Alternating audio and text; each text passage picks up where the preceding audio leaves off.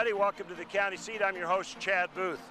Last week, we talked about 25,000 jobs in 25 rural counties. It is continuing to be the dominant topic of rural Utah. This week, we are at the Rural Summit, getting a report that you will see next week on our program. So, while we are getting that report ready, here's a story from 4 years ago when we interviewed Chuck Fluharty at the Rural Summit. This is where the conversation all began. Good day and welcome to this episode of the County Seat. I'm your host, Chad Booth. Recently, the Southern Utah University held their annual Rural Summit. One of the keynote speakers at the event was Charles Fluharty. Did I say that correctly? That's close.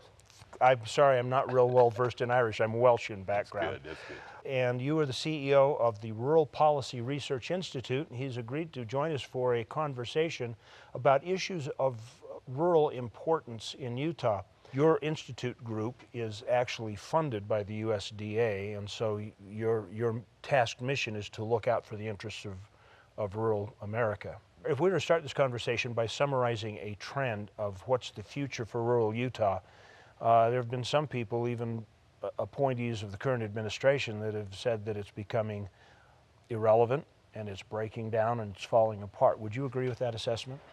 I think every place is different, Chad. I would say Utah is uniquely blessed because of some of the work that has gone on over the last couple administrations in how state government is looking at the rural future, but also just how creation blessed you.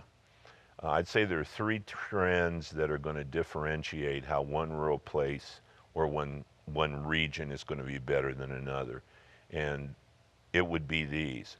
Are we about innovation? Are we about regional governance, not government, private sector, and philanthropy, but those working together? Thirdly, are we thinking about sustainable futures, not just short-term jobs? So are we thinking about long-term rural wealth creation? And then lastly, how much was that region blessed at the start with natural assets? Those assets would be human capital, social capital, wealth, natural resources, great ag, et cetera, et cetera. Rural America is very diverse. There are a lot of places doing very well, a lot of places holding their own, and a lot of places doing very poorly. If you've seen one rural place, you've seen one rural place. But those three things, I would argue, are the things to be thinking about in an entrepreneurial future for rural America. You'll see in Utah, remnants of a mining boom, but the communities have still managed to keep themselves stitched together. And you'll see areas that were once just little sleepy hamlets that were agrarian supported, and they've become tourism meccas. How does that play into the scenarios of these two different kinds of... Here's the simple recipe. Okay. What are your assets? How do you think about those? What is your region? It could be one county, it could be 5, it could be 2 communities. How are you advantaging what's best in your assets, minimizing your liabilities, and creating linked investment streams around a common future vision for that region? You have to do 3 things. You have to have a really serious dialogue about what it is. The chamber has to agree with Farm Bureau, has to agree with the schools, has to agree with the social service agencies. Where it's really happening well, there's a serious dialogue about envisioning our future and moving toward it as opposed to letting it happen. Secondly, it really is about linked investments. There's a lot of wealth in rural America, even in our poorest communities.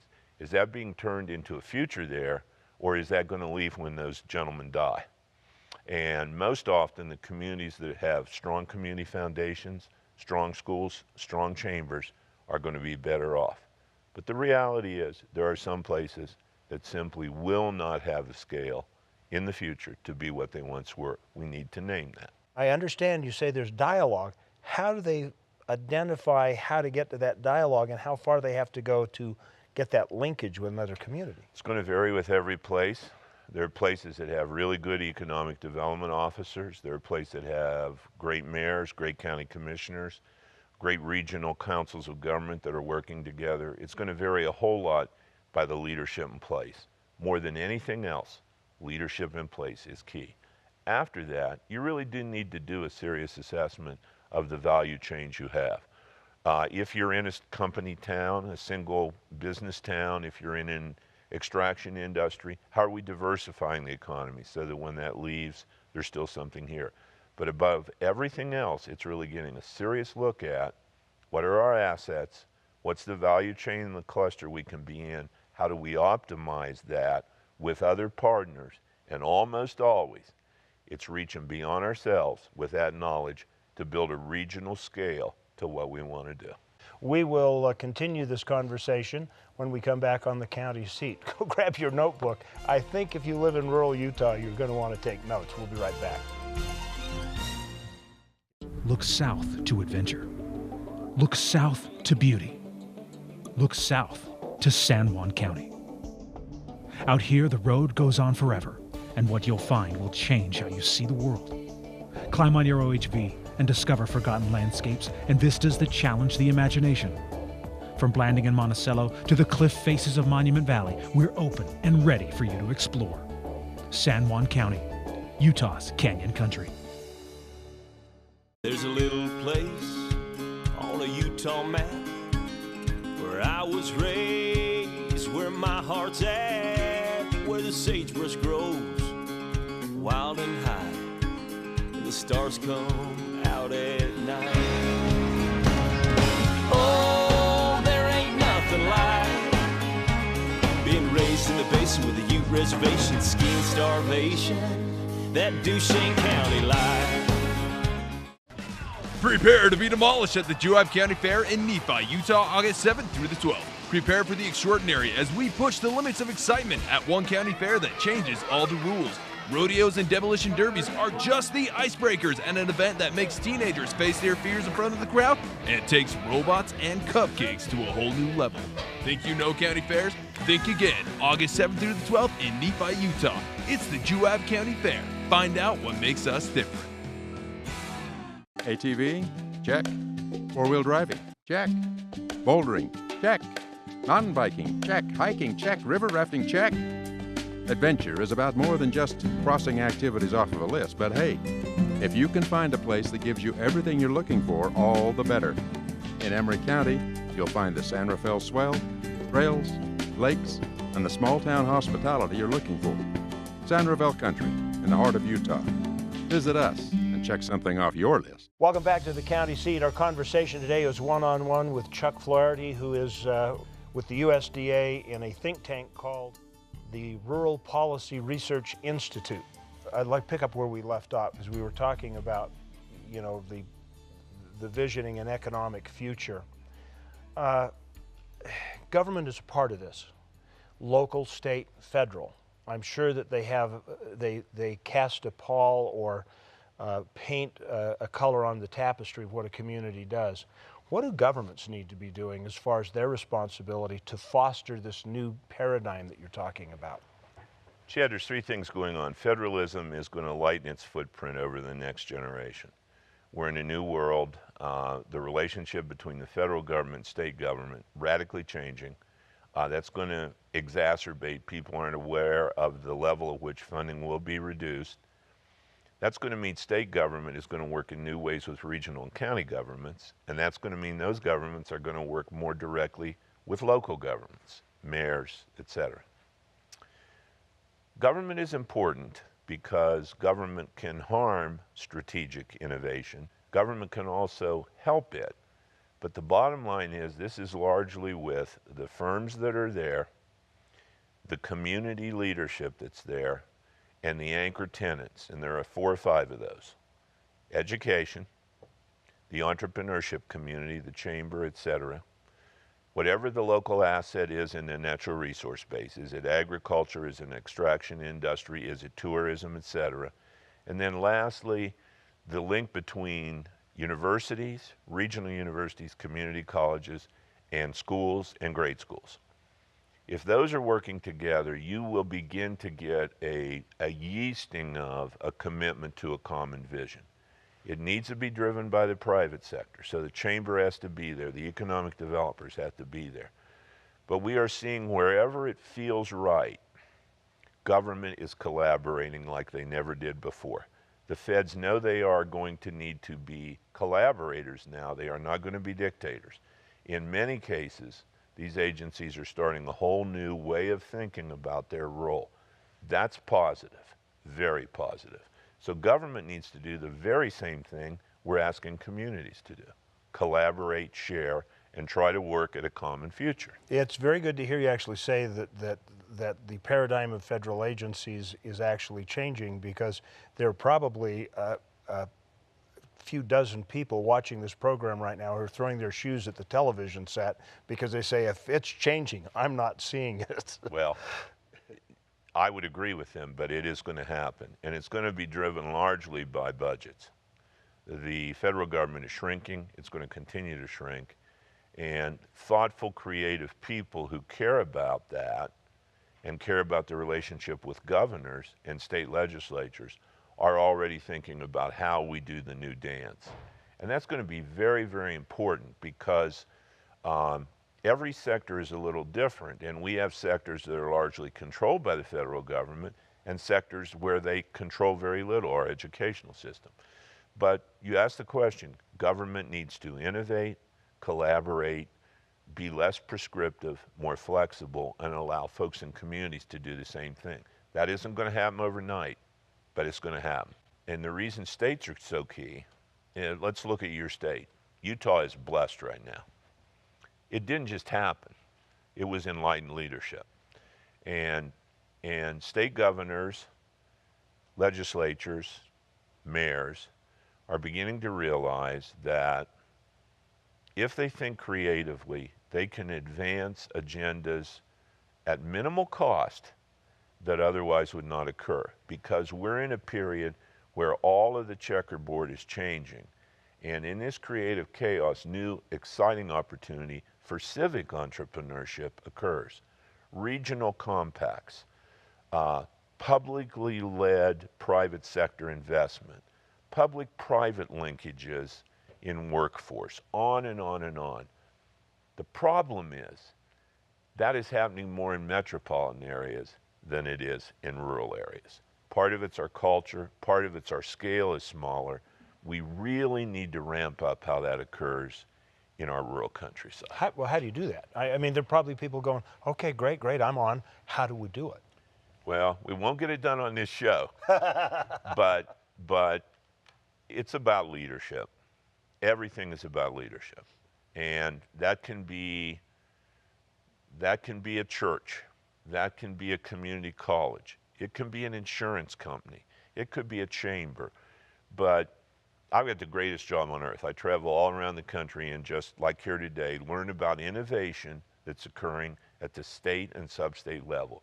It is all about leadership, recognizing collaboration, entrepreneurship, a new narrative, linked investments.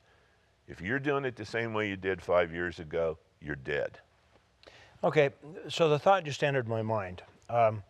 This new paradigm is starting, and you get those juices flowing at that local level, but you may have a federal agency from a regional level on down that hasn't caught that vision. You think? And they still think that the dictatorial, this is the way it's going to be, and by golly, it's going to be that way. What happens when that collision occurs between this new paradigm or this new dynamic and that old residue? You get the public divisiveness we have today, and it is a scourge on our culture. We really don't have a middle right now in our body politic, and if all of those governments don't back away a bit, those of us that are citizens trying to build futures for our grandkids in rural communities are going to have a harder time. The feds are slow to change. I would say the lab is in the states, without a doubt, where the innovation occurring is even below the state. But this is coming. Now, we live in a public land state. We live where the BLM history is there. It's more evident here as a complete fissure because of that. And of course it would be. But I've been at this game 40 years. We're in a new world. The federal government realizes it's going to have to change. It may take another election or two, but we're going to be in a different world, I think, in 5 to 7 years. where there is going to be greater flexibility, greater waivers, et cetera, et cetera. Public lands is a great example. Could the states do more? Could we create waivers? Could we have common input decision making? Of course we could. We just haven't decided to do it yet. That takes public leadership. Stay with us. We'll be right back with more of the county seat. I hope you're enjoying the program. I certainly am. What would you do with an extra day in Utah Valley? Explore the Wasatch Mountains? Snap a family photo at Bridal Veil Falls. Cool off on Utah Lake or the Provo River.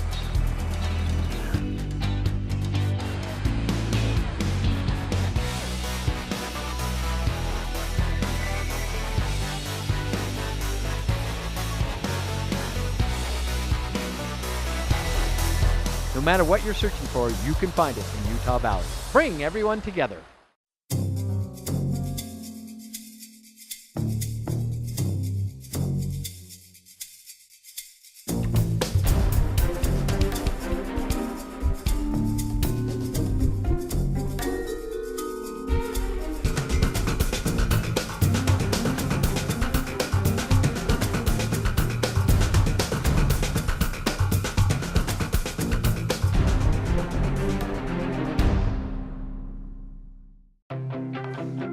Too often we find ourselves in shoes like these, or these.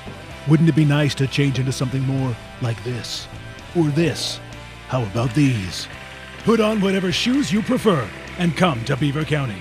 We have exactly the adventure you need to put under them. So the next time you want to change out of these, come to Beaver County where you can jump into a pair of these. Beaver County, Utah. Lace up for adventure. If you're looking for gold at the end of the rainbow, you'll probably be disappointed, because in Piute County, the only thing you'll find at the end of a rainy day is the promise of adventure. Highway 89 is your access point through Marysville and the historic trails of Bouillon Canyon. Find yourself in the mountains one minute and the desert the next as you follow in the footsteps of the pioneers. Whitewater raft, fish, hike, all within a few minutes of a comfortable bed and a warm meal. Find out why the world has made Piute County its off-road destination. Piute County, the place where the rainbow ends. Welcome back to the county seat. We're having a great discussion today about the future of rural America and how it hinges upon us thinking differently about the way government and the people governed interact. How do you as a local community get that end run around so people aren't looking at the color of the backside of their lapels to determine whether they're going to have a conversation or not? Well, it used to be we didn't work with the next town because they beat us in the sectional football game in 1996. We're almost over that. Then it was consolidation on school boards, and we've still got a battle there. But I'd say there are three major divisions that we need to understand better. The first is the rural-urban division. The second is the Republican-Democrat large division. And the third is the public-private philanthropic division. They all impact rural futures. There is a general understanding in urban America that they are the engines of economic future for America. That is absolutely not true. There's a general understanding in rural America that they are deprived and are really the stepchild of an urban economy. That is not true. There's a new OECD study just out, the deepest study that OECD has ever done. That is the Organization of Developed Nations. They have the finest economists in government on earth, just released last year. 66% of the growth in our GDP in America does not come from our global cities. And in fact, when you go down to the smaller levels of GDP in regions, 67% of a state's GDP does not come out of its micropolitan cities, 10,000 to 45,000. It's even smaller. So the first reality is rural is growing more than urban right now globally. Secondly, our rural-urban dichotomy is not as bad for us because the narrative is broken and urban people feel they're right and rural America is hurting them. It isn't true. The deeper issue is the R&D politics. And the R&D politics play into the rural-urban politics. We're not talking research and development. We are not. We're talking Republican and Democrat. Yeah. And the point I made today to this audience was that the challenge we have today is that our political system is controlled by our economic system. Today, about $40 billion a year is spent in convincing America that the other side is wrong. And these two major political machines, the very left and the very right, ignore most of us that are in the middle and want really good solutions. Rural people are largely in that middle. But the problem is we have 30-year-old kids making $100,000 every year in this political machine to destroy the other political machine. Solutions do not come from that. Further fighting does. That's the second large problem. That plays into the first, because rural America's problem is we have a Democratic Party who believes they will never get the rural vote, and a Republican Party who believes they don't need to do anything to keep the rural vote. For rural America, we're in trouble there. The last issue is how we think about those two things as we go to the local level. And I think at the local level, we are beginning to see an understanding that the continuum from urban to rural is simply that, a continuum. Rural people in places will never advance until they link to wealthier people in places. And in a new world where we need distributed energy and food and transportation, there's an awful lot urban America needs that rural America stewards. I think in that mix at some point, Chad, is a whole new future for all of us. A simple prescription to get past the R&D problem. Turn off the Fox News and turn off MSNBC. Watch some college football this fall. Great. We will take a break. We will be back with one more segment of this topic on the county seat. We'll see you in just a minute.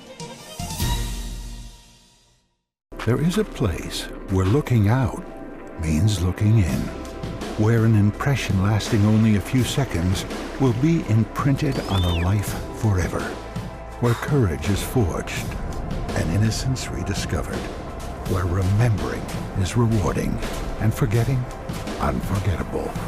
There is a place where truth is felt and where seeing is believing. There is a place. Have you ever wanted to recreate the world around you? Add some excitement, culture, adventure? Well, there's no need to remake the world when that perfect combination already exists. Just remember 4 words. Welcome to Weber County.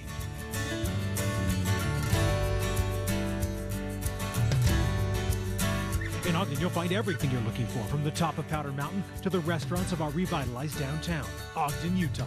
Mountain to metro and everything in between. Visit Ogden.com.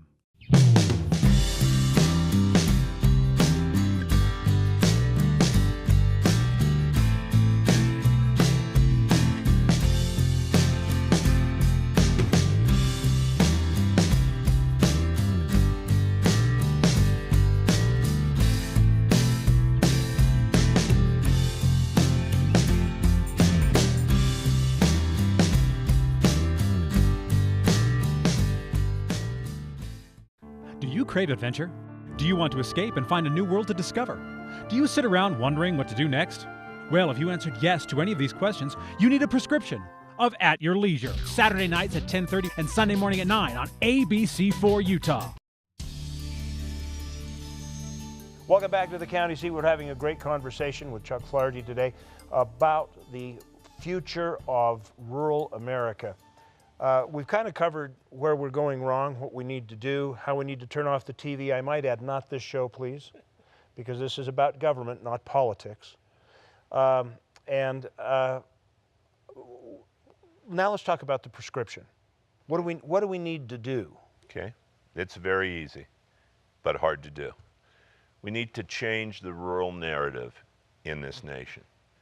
As I said, the rural narrative right now is an economy that's struggling and not contributing to GDP, because we believe the urban economies are the engines of an economic future. The OECD study I mentioned showed that absolutely is not true. That is a social construct of reality that does not mirror reality. There are major growth patterns in rural futures.